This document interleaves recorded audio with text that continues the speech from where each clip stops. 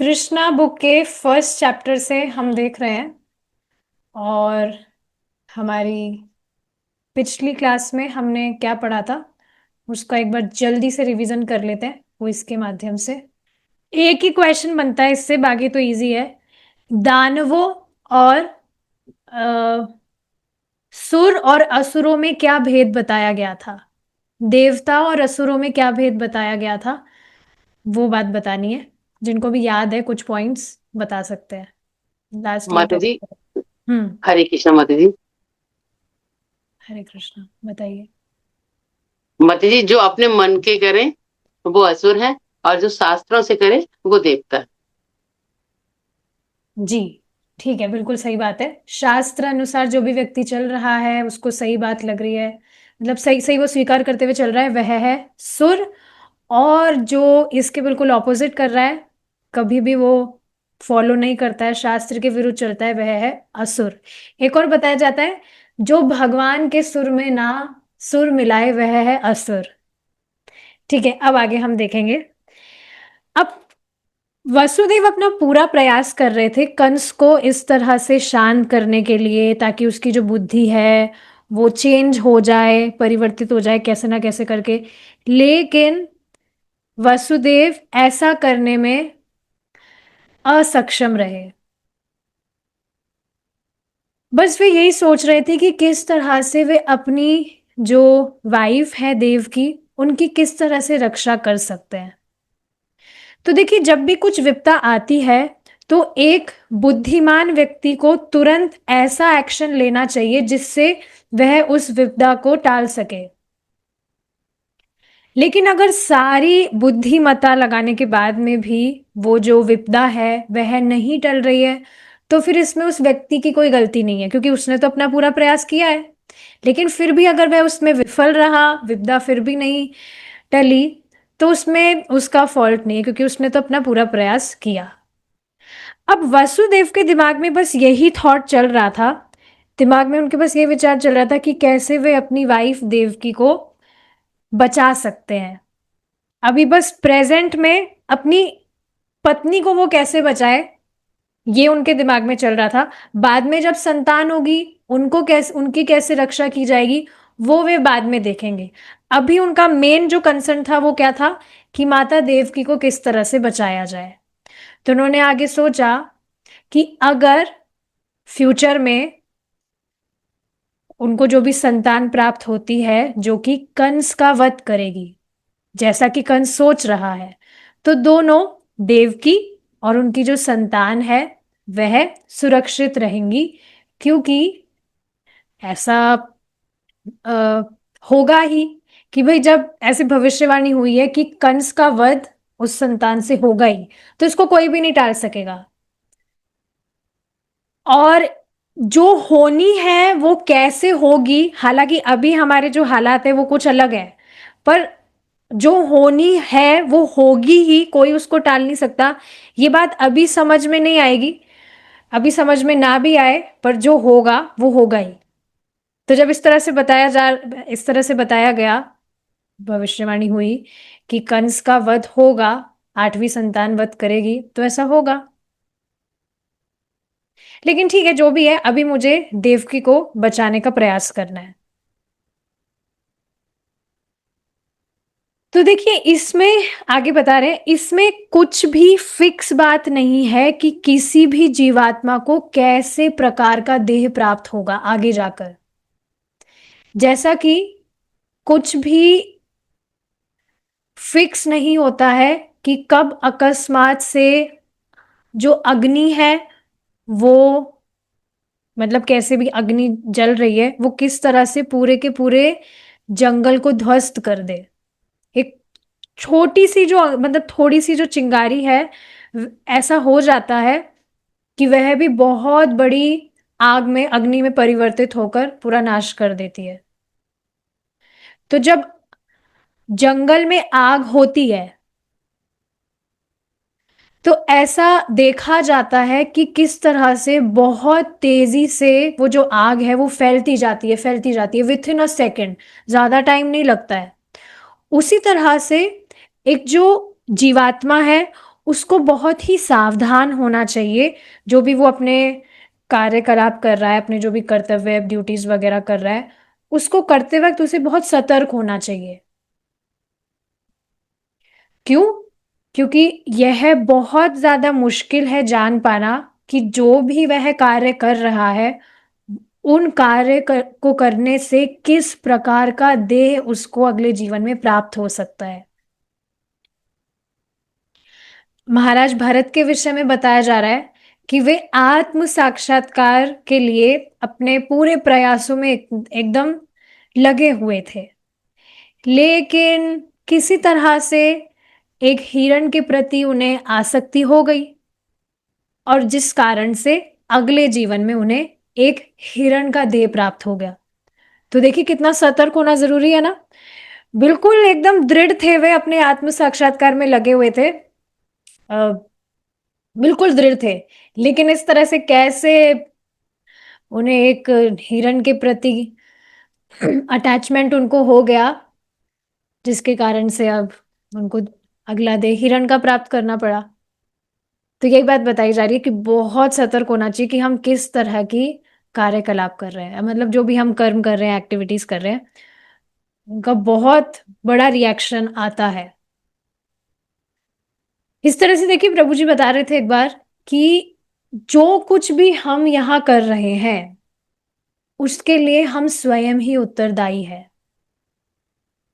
और हर एक कर्म का फल होता है जो भी व्यक्ति कर रहा है। अब ठीक है, वासुदेव आगे जाकर इस तरह से उन्होंने सोचा कि कैसे वो अपनी पत्नी को कैसे वो बचा सकते हैं, तो वो फिर से अब कंस को बोलने लगे बहुत ही सम्मान के साथ में। हालांकि जो कंस है वो बहुत ही पापी व्यक्ति था, पर फिर भी जो कंस है वो बहुत सम्मान से उससे बोलने लगे। देखिए ऐसा होता है कुछ बार, जो बहुत ही पुण्यवान व्यक्ति है जैसे कि वसुदेव, उनको कुछ ऐसे वर्ड्स यूज करने होते हैं उन व्यक्ति के प्रति, जैसे कि कंस, जो कि बहुत ही पापी व्यक्ति है, बिल्कुल दुराचारी है। ऐसा आपने सुना भी होगा, काम के समय गधे को भी अपना बाप बनाना होता है, सुना होगा आपने ये। तो ठीक है, अब अपना काम निकालने के लिए सामने वाले को थोड़ा कुछ सम्मान देना पड़ रहा है, गधा है वो, ठीक है, एक नंबर का, लेकिन उसको भी बाप बनाना पड़ रहा है उस समय, तो ठीक है, वो कोई दिक्कत वाली बात नहीं, अपना काम निकल जाएगा। तो यहाँ पर कंस बहुत ही बेकार व्यक्ति था, बहुत पापी था, सम्मान के योग्य नहीं था, पर फिर भी वसुदेव बहुत सम्मान से उनसे बात करने लगे, मतलब उनको बहुत सम्मान देने लगे ताकि वो थोड़ा चेंज हो जाए, उनका हृदय परिवर्तित हो जाए। तो ये एक शैली है। हालांकि वासुदेव, उनको बहुत क्रोध आ रहा था अंदर से, क्योंकि डेफिनेटली आप सोचिए ना कि कंस जिस तरह से तुरंत अपनी बहन, जो कि वसुदेव की वाइफ थी, इस तरह से उनका वध करने के लिए तैयार हो गया, तो ये कितनी खराब बात है, गुस्सा आएगा ही, डेफिनेट है ये। लेकिन फिर भी बाहर से वो मुस्कुरा रहे थे, जैसे कि उन बिल्कुल मन में कुछ भी उनके नहीं है, he was outwardly he was smiling. तो अब वो जो बेशर्म कंस है, उसको एड्रेस करते हुए जो वसुदेव है वो इस तरह से बोलने लगे, मेरे प्रिय बहनोई, प्लीज इस बात के लिए आप एकदम टेंशन फ्री रहिए कि आपकी जो बहन है उससे आपको कुछ भी किसी प्रकार का खतरा नहीं होने वाला है। आप बस इस तरह से सोच रहे हैं कि कुछ खतरा मेरे जीवन में आने वाला है, क्योंकि आपने वो कुछ भी आसमान से जो भी आकाश से जो भी आवाज आई वो आपने सुनी। लेकिन इस बात को आप समझिए, अगर ठीक है, मान लीजिए, माना भी जाए आपके जीवन में कुछ खतरा आएगा फ्यूचर में, तो वो तो आपकी जो बहन है उसकी संतान से आएगा, जो कि अभी तो है ही नहीं उपस्थित, अभी तो यहाँ पर नहीं है। और किसको पता कि आगे भविष्य में जाकर संतान भी होगी कि भी नहीं, पुत्र होंगे कि भी नहीं, किसको मालूम है ये बात। तो इन सब पर अगर विचार किया जाए तो ये जाना जा सकता है कि एटलीस्ट अभी के लिए आप एकदम सुरक्षित है। आपको कोई भी, मतलब कोई भी ऐसा कारण नहीं है जिससे आपको आपकी ही बहन से कोई खतरा हो। अगर कोई भी संतान, कोई भी पुत्र अगर आपकी बहन से उत्पन्न होती भी है, तो मैं आपसे वादा करता हूं कि मैं सारी की सारी, जब भी संतान होगी तो मैं हर वक्त उस, मतलब हर बार उसको आपके पास में लेकर आऊंगा, आपके पास में वो उपस्थित होगी। अब देखिए, इस तरह से बताया जाता है, ये बात ठीक है, हम यहाँ से सुन तो रहे हैं, लेकिन मैं महाराज की कथा सुन रही थी एक बार, उसमें महाराज बता रहे थे कि संस्कृत में या इंग्लिश में, कोई सी भी जो भाषा है, उसमें आप कुछ इस प्रकार की बात कह सकते हैं जिसका मतलब आप कुछ और, आपका कहने का मतलब कुछ और है, लेकिन सामने वाला उस बात को किसी और वे में ले रहा है। तो अब ठीक है, यहां पर ये बात हम सुन रहे हैं, वसुदेव इस तरह से कह रहे हैं कि मैं वादा करता हूं जो भी संतान होगी तो वो आपके सामने मैं खुद उपस्थित करूंगा, आपके सामने, और फिर आप जो भी एक्शन लेना चाहे आप ले सकते हैं उसके प्रति। लेकिन वसुदेव में वास्तव में इसके कुछ विपरीत बात कही थी संस्कृत में। ये वार्ता संस्कृत में हो रही है, हम यहाँ पर हिंदी में डिस्कस कर रहे हैं। तो संस्कृत में कुछ ऐसे वर्ड्स भी अगर हम आगे पीछे भी कर देते हैं ना, तब भी उसका अर्थ पूरा परिवर्तित हो जाता है। तो वसुदेव ने इस तरह से ही बात कही कि कंस ने तो ये बात समझी कि आगे जाकर वे सारी संतान को उपस्थित करेंगे, लेकिन वास्तव में वसुदेव का कहने का अर्थ ये था कि आगे जो भी संतान होगी और आठवीं संतान जो भी है, वह निश्चित ही तुम्हारा वध करेगी, इस तरह से। लेकिन आगे पीछे वर्ड्स जो भी हुए, उससे कंस ने ऐसा कुछ मतलब समझा। अब जो कंस है वो जान रहा था कि जो वसुदेव है वो, वे एक सत्यवादी है, मतलब वो कभी झूठ नहीं बोलते हैं, बहुत ही अच्छे चरित्र के व्यक्ति है। तो जो भी वसुदेव ने उनसे कहा, उससे कंस, मतलब उनकी बात से वे सहमत हुए कि हाँ ठीक है, जो भी झूठ तो नहीं बोलते हैं, सत्यवादी है और अच्छे व्यक्ति है, झूठ तो नहीं बोल सकते हैं ये। तो उनकी बात उन्होंने मान ली। तो उस समय के लिए वो मान गया कि वो अपनी बहन का वध नहीं करेगा। अब वसुदेव खुश, और कंस की वो प्रशंसा करने लगे। उन्होंने ये जो डिसीजन लिया कि वो अब अभी अपनी बहन का वध नहीं करेंगे वो, तो इसकी वे प्रशंसा करने लगे। तो इस तरह से अब बात यहाँ पर समाप्त हुई और वे वापस से सब घर लौट गए। अब हर साल जब भी देवकी को, देखिए इस बात को समझिए, ऊपर थोड़ी बात अधूरी रह गई। सारी संतानें ठीक है वो लेकर आएंगे, लेकिन जो आठवीं संतान है वो निश्चित ही कंस का वध करेगी। ये बात वसुदेव कंस को, यही बात उन्होंने कही, लेकिन कंस ने इसको किसी और वे में लिया। तो अब हर वर्ष समय के अंतराल जब भी देवकी को संतान होती, पुत्र होता, इस तरह से, मतलब हर वर्ष इस तरह से हो रहा था। और बाद में जाकर उन्होंने आठवीं संतान को भी जन्म दिया, और संतान के साथ साथ एक पुत्री को भी उन्होंने जन्म दिया। जब पहला पहला पुत्र इस तरह से जन्मा, तो वसुदेव ने अपने जो वचन थे उनको रखा, और तुरंत वे उस संतान को कंस के सामने उन्होंने प्रस्तुत किया। तो इस तरह से माना जाता है, मतलब बताया जाता है कि वसुदेव बहुत ज्यादा एलिवेटेड थे और बहुत ज्यादा फेमस थे, बहुत ही ज्यादा विख्यात थे अपने सत्यवादिता के लिए। मतलब जो भी वो कहेंगे वो वे करेंगे, जैसे कुछ भी हो जाए। तो अपना ये जो फेम था उनका, मतलब ये बात उनकी खराब ना हो, उसको वो बनाकर रखना चाहते थे। ऐसा नहीं कि बोला और फिर मुकर गए, क्योंकि अभी आठवीं संतान तो हुई भी नहीं, अभी तो पहली संतान ही हुई। तो पहली संतान में अगर वो मुकर जाते तो फिर कंस तो छोड़ता नहीं।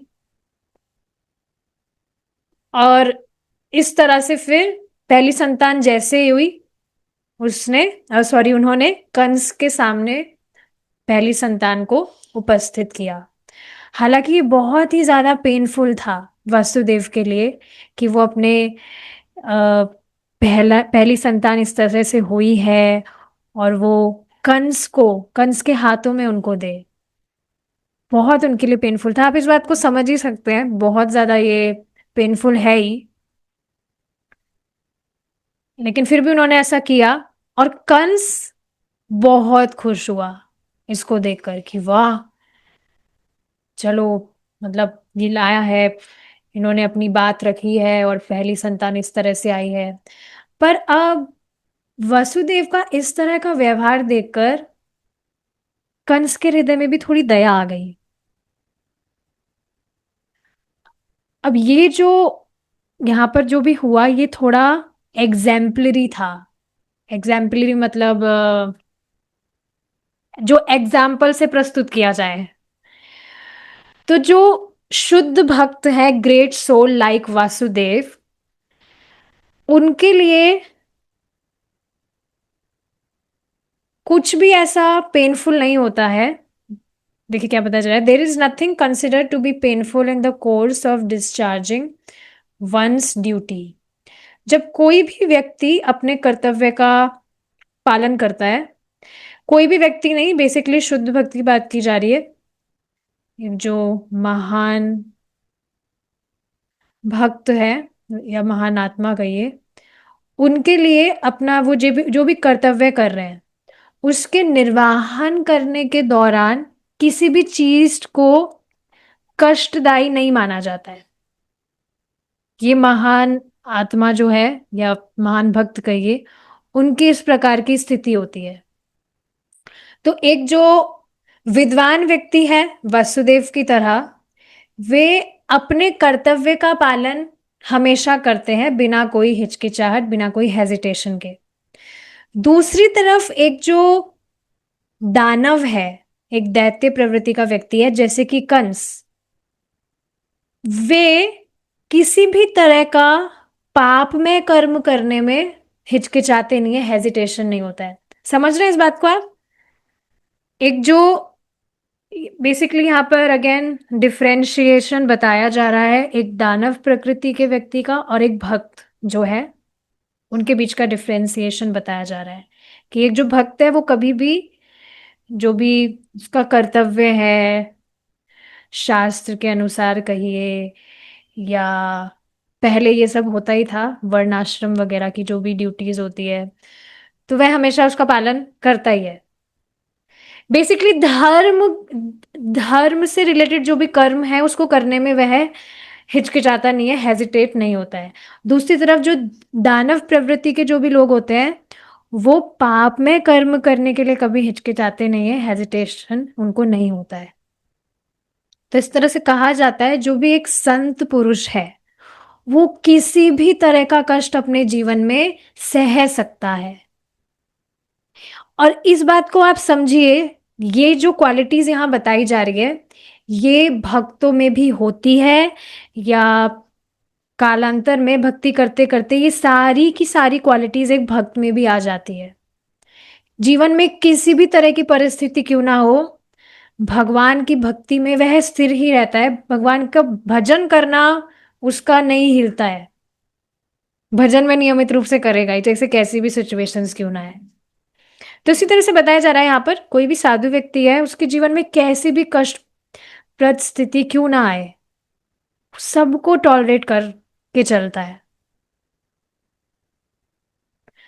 और वह अपने कर्तव्यों का पालन करता है, बिना इसका इंतजार करे कि अभी तो भाई मेरे लाइफ में उथल पुथल चल रहा है, जब मेरी लाइफ एकदम परफेक्ट हो जाएगी ना, सारे फेवरेबल सिचुएशंस मेरी लाइफ में आएगी, तो मैं उसको कंटिन्यू करूंगा। ऐसा नहीं है। कैसी भी सिचुएशंस आती है वो अपने कर्तव्य का पालन करता है।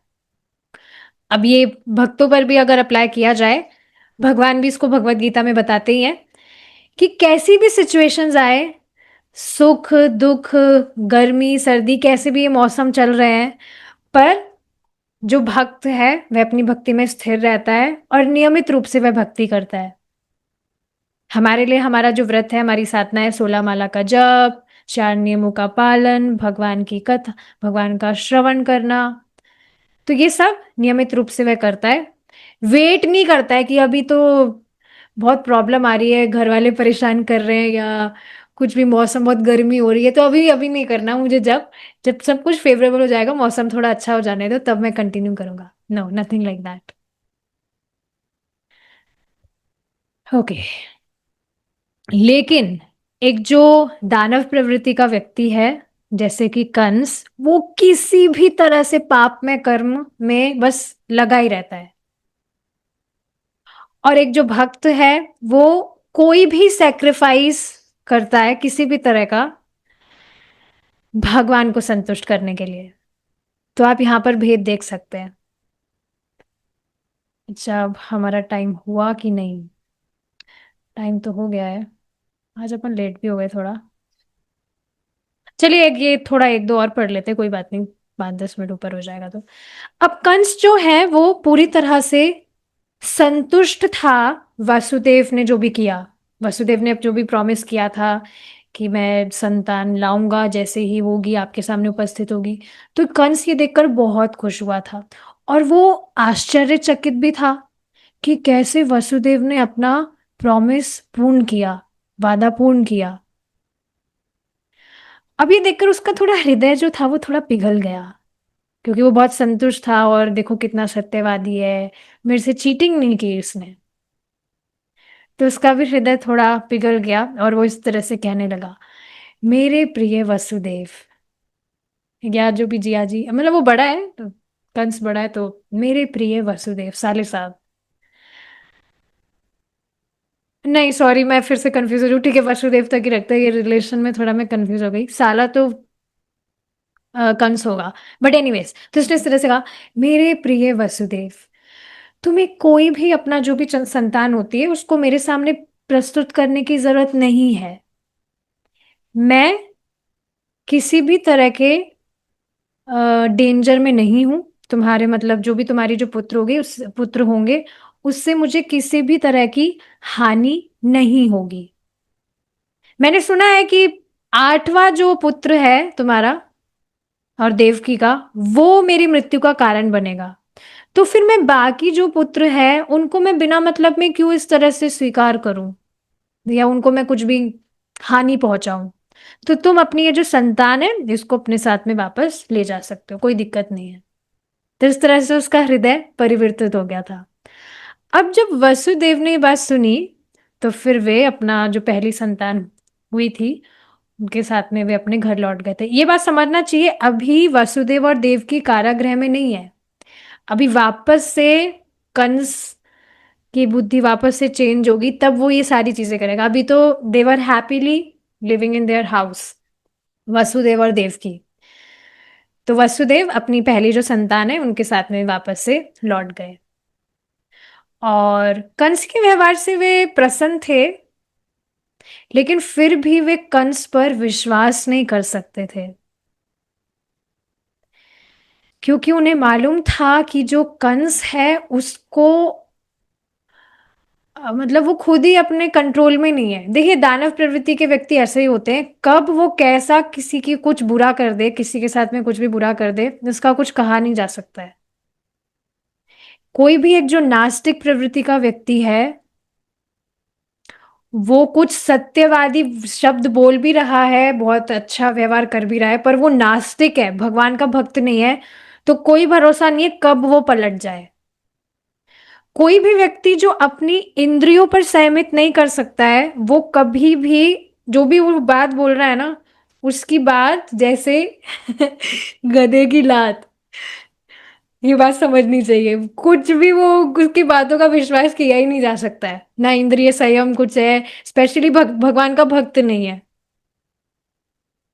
तो जो चाणक्य पंडित हैं, आप जानते हैं, वो इस तरह से कहते हैं, never put your trust in a diplomat और अ विमेन। कभी भी एक स्त्री या एक ऐसा व्यक्ति जो ड्यूप्लिसिटी करता है, मतलब कभी भी कुछ भी पलट जाता है, उसकी बातों पर कभी भी विश्वास नहीं करना चाहिए।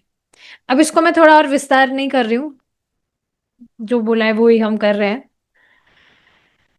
तो कोई भी व्यक्ति जो इस तरह से इंद्रिय तृप्ति में बहुत ज्यादा लगा हुआ है और अनरेस्ट्रिक्टेड वे में, लाइक एनिमल्स, वो कभी भी सत्यवाद तो हो ही नहीं सकता है। उसकी बात में कभी भी कुछ भी सच हो ही नहीं सकता है, और ना उन पर कभी विश्वास किया जा सकता है। इस बात को समझिए आप, कोई भी व्यक्ति इंद्रिय तृप्ति में लगा है, वो कभी भी आपको एक्सप्लॉइट कर सकता है।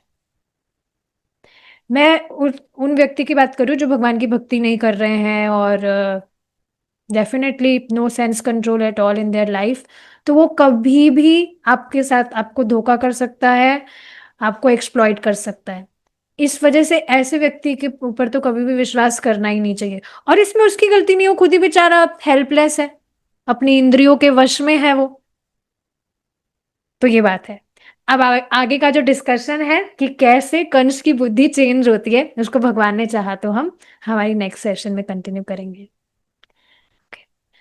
भगवान कृष्ण की जय, श्रील प्रभुपाद की जय। हरे कृष्णा।